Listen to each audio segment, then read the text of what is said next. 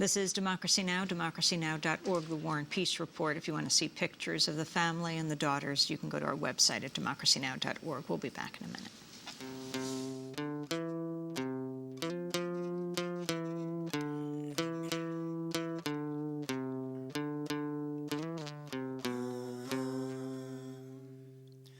When I get older, I will be stronger. They'll call me freedom, just like a waving flag.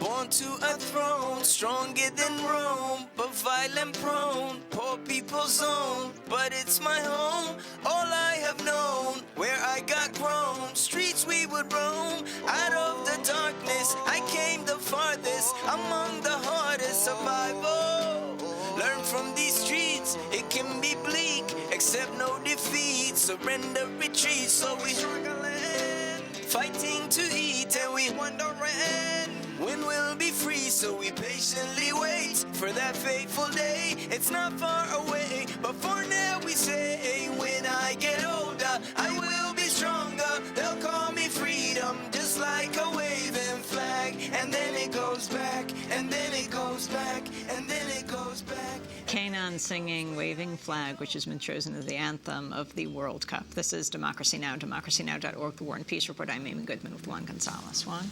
Well, we end today with a look at South Africa, which is poised to host the World Cup, the premier international football competition, next year. While Durban completes the finishing touches on its new stadium, thousands of the city's poor who live in sprawling informal settlements are threatened with eviction by the ruling African National Congress, or ANC, slum clearance policies. Late this Saturday night, an armed gang of some 40 men attacked an informal settlement on Durbans Kennedy Road, killing at least 2 people and destroying 30 shacks. 1,000 people have reportedly been driven out of the settlement.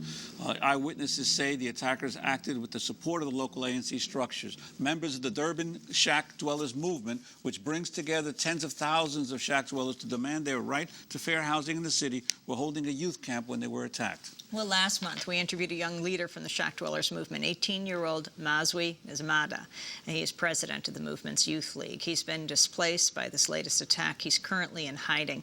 We also spoke with Reverend Mavuso Megatisani from the Rural Network in South Africa. They were in the U.S. speaking out against the anti-poor policies in post-apartheid South Africa. I began by asking Mazwi to explain the shack dwellers movement. The shack dwellers movement is a movement that was made by the poor people, the people who were waiting for houses since 1994.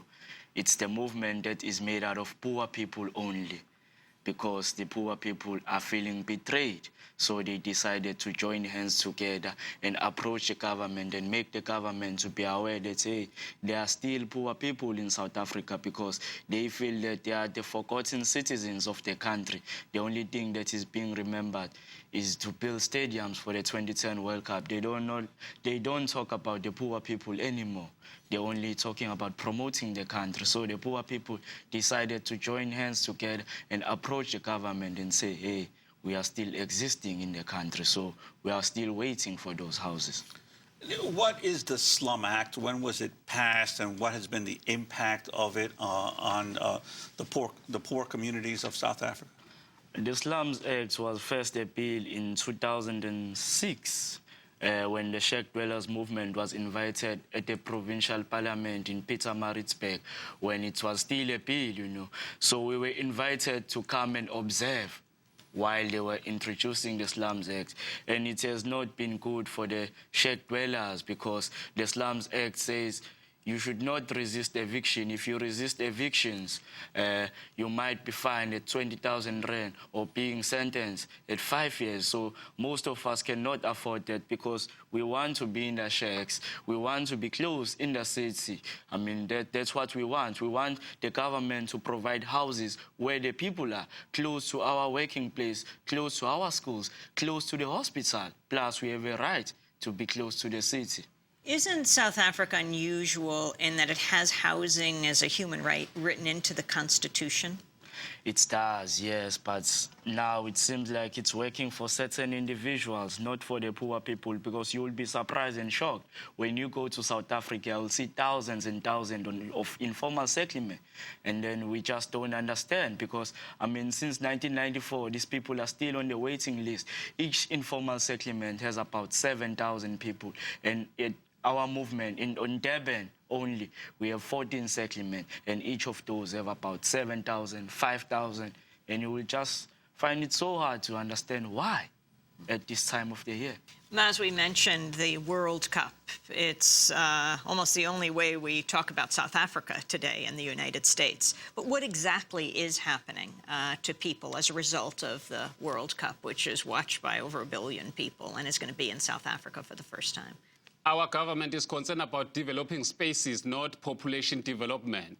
So as they develop spaces, they move away people. They say people should move away so to pave way for development to happen.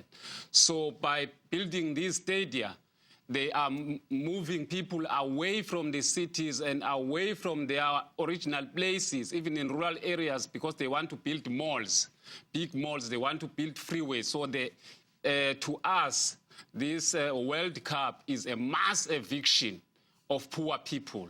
So that's what is happening in South Africa, because we are not going to live and stay in the stadia. We are not going to sleep there.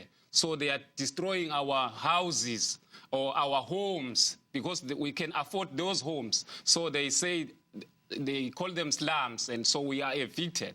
So we are saying this World Cup is accompanied by evictions and destruction of our own and demolition of our own homes.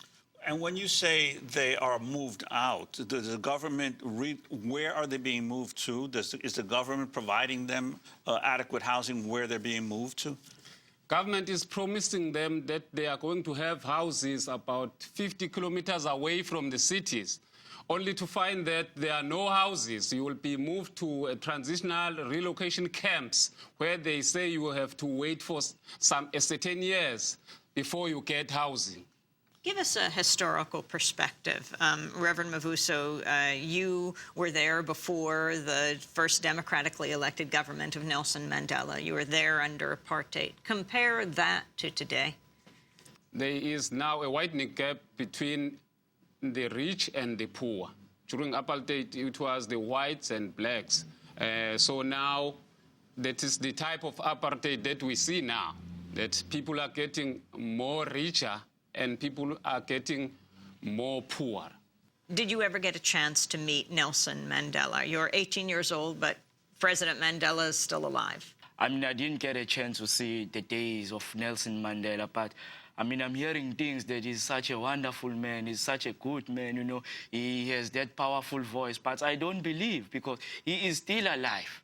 But they are informal, they are shack dwellers in South Africa, but he hasn't said anything. There is that huge gap. Mandela is up there and the people are down there, so it's very hard to get a chance to meet with Nelson Mandela. Even the current president, I haven't met him, you know, because those people are high up there. The only time they come to the communities is when the elections are going to take place, and they come with bodyguards.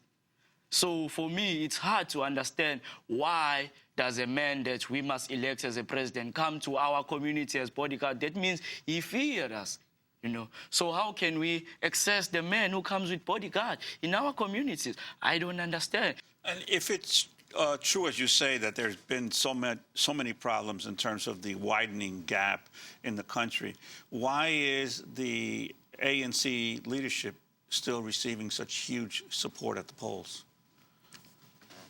People were educated through what we call domestication, that they should love one party because that party will give them freedom.